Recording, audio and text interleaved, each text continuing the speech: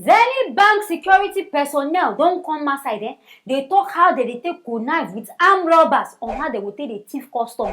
And this one they happen inside Delta State. Hey, una they see all these bankers. Una don't they say and say all this robbery where they happen. And they always talk and say inside person they dey inside this whole thing. The guy now talks in him and the manager. Say the manager now they do this kind of thing. Manager where name now Raphael Egbedome. I believe they even call him. Say this man now they talk follow all these armed robbers they talk. So if let's say if person carry one kind big money come, now this man will come talk say okay oh I'm robber so I don't give in a contract making a come our bank. Conti why people just some people when they just wicked, but why people beg making a using a mouth. Yeah, let's see hear making a using a ear here for myself as this man take confess by himself. The how many banks say the manager organized rob? Agbo branch. 2003. 2003. 2004. Forget the year. Forget the year. Yeah. And Okada branch. Let's arrange. Yes. Let's arrange for Okada. Rob Okada. Yeah. And where again? And I connect 3 branch. Yes. Then arrange rob. Okay. Oh wow. You sure now arrange the people that do the robbery? He's the one. Eh? He's the one. Okay. What will be your manager name? Raphael Egbedome. Raphael Egbedome. Okay. So because they make which from there you make a huge money, abi? I say he have been robbing. Have been robbing. That he is a bad man. You getting it? Okay. To leave him alone. Okay, no worry. I don't want any trouble. because In fact, are they glad? In fact, over glad say they catch this man. Because then this bank, they do this kind of thing since. You fit put money inside bank, your money go just disappear. Yeah, now God, miraculously, you know, go just see your money. Carry yourself, go if like go there for money tonight. Then this bank people, now so they're gonna toss you up and down. Go here. That money is last you no go even see. Even sometimes if they come out your money for you, if you no go bank, go and play say bank on no come out my money. They go do like say they don't even remember say they come out any money. It means all this stuff when they do them on purpose. It means that they get inside person where they do all this kind of thing. All this bank, see a whole manager. When we say they collect money instead of one cash out. Maybe even reason say security person, maybe they know they pay and better money. They are na 20,000, na 5,000 they give them. Encourage na okay making they do all this kind of thing. But all this kind of things, it makes sense. If say you meet the customer, say I beg you customer tip me. At least I should say from the small tip when they receive every day, I go they gather some small change. This one na conscient to go all the way far. And not be now in a year. Say 2014, 20 this one. That means this man don't do this thing since more than 5 years. Now a bank manager don't do this kind of thing. And I should say by now, he go down to one kind big oga for the bank. He go they wait Zenith Bank, a whole Zenith Bank. He go they wait say if they don't promote, if you don't talk to oga pata. When you don't they reach in retirement, and then will come do in last tiffin. It means that people just get naturally wicked. People they just be natural thieves. Thieves just they grow inside their blood because I don't even know if I want to talk this one. One problem they will never finish them. Now bank now won't come talk. But see, that means bank not even they say make everybody just go buy colo. They put in money inside colo because this one now. So now you go here say bank go or should say go break this one. It means in a person. I don't always even talk and say how person armed robbers go bank. They go see here, they know the entrance of the place, know the house, know in fact, know where money dey. It means that this thing na planting, in fact, na set up. Then they plan this whole thing before the list if they even go there. But see this income they even try to cover the manager. Say ain't no one problem. Now the effects even catch him. What if they cover manager where they do bad thing for? So you get right now, may they arrest you, but manager may they leave him. I mean because they fear say ain't go fit pay way out. But as long as say you don't use your mouth confess this kind of thing, it means say in fact they go catch this manager. And all your accomplice and I sure say this one say it go open eye for all those other banks where say na thief na they thief. And just as they catch this man now, everybody eye go clear.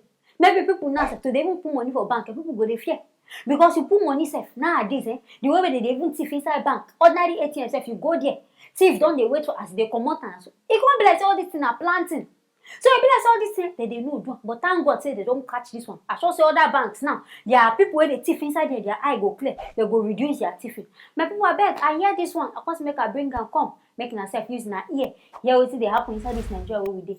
Anything when I feel, make not forget to write them inside the comment section. Make not forget to like and also share this video.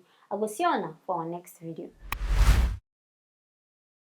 Them don't force Unilag students to say make everybody pack their load, come out from the school. Say because of what say COVID don't do on the rise inside the campus. Hey? I think say corona don't go. I can't surprise say they come bring this one self come outside. But anyways, we gotta say a member of the Senate for the university now them come together, come make this decision. Say they notice say coronavirus, some students don't catch coronavirus. Where na for catch them from self? Nobody know.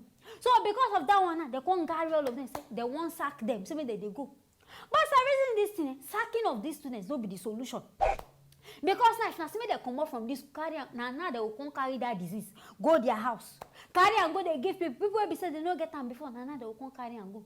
But what is surprise me now, if na see as they pack them these students, like people wey they just deport from Niger, see as they gather their self na self go surprise. I beg make na follow me watch.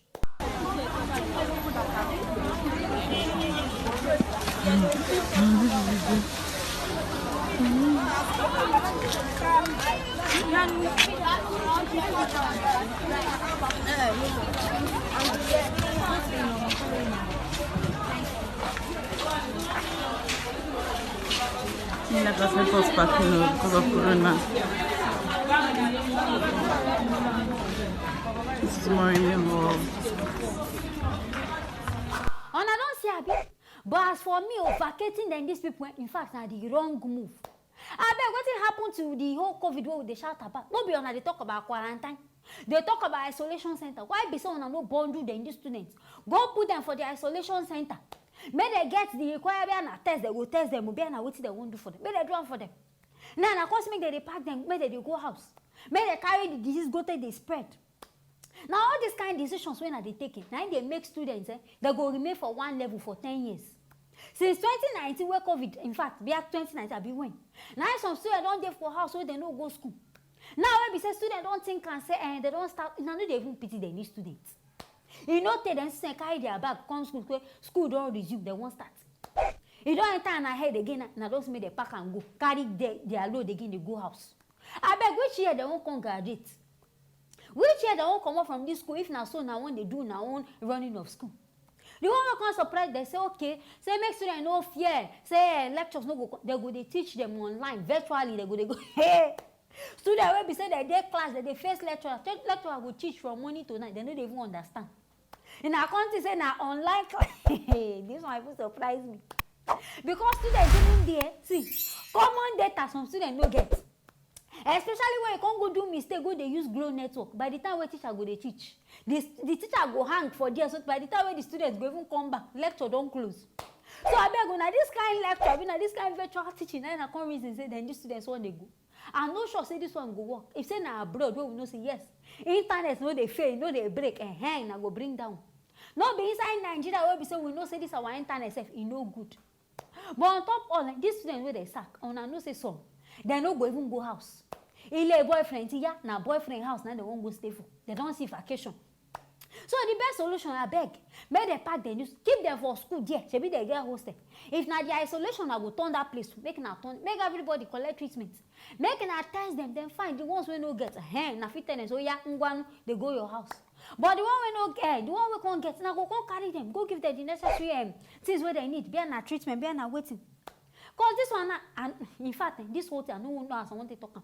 Because now I go talk say corona day. Now I go still talk say corona day. But as we gather, they say the third wave of corona virus. I know be na third wave, na which wave? It don't they come. So I beg my people, make na dey very careful. Nose mask, make na dey wear am. Sanitizer, make na buy and put one because now it be like say this thing don't dey increase. So not be about mouth. They just talk and share. It be like say the thing don't enter Nigeria again and it don't dey increase. So I beg those of now where they watch me, I beg make na dey very safe. Make na take the precautions, the COVID precautions. Make I take and careful. I hear this one. I can't make I bring and come. Make na service na ear. Hear what they happen. Anything you feel about this whole matter, what I just hear now, make no forget to write them inside the comment section. Make no forget to like and also share this video. I go see you now for the next video.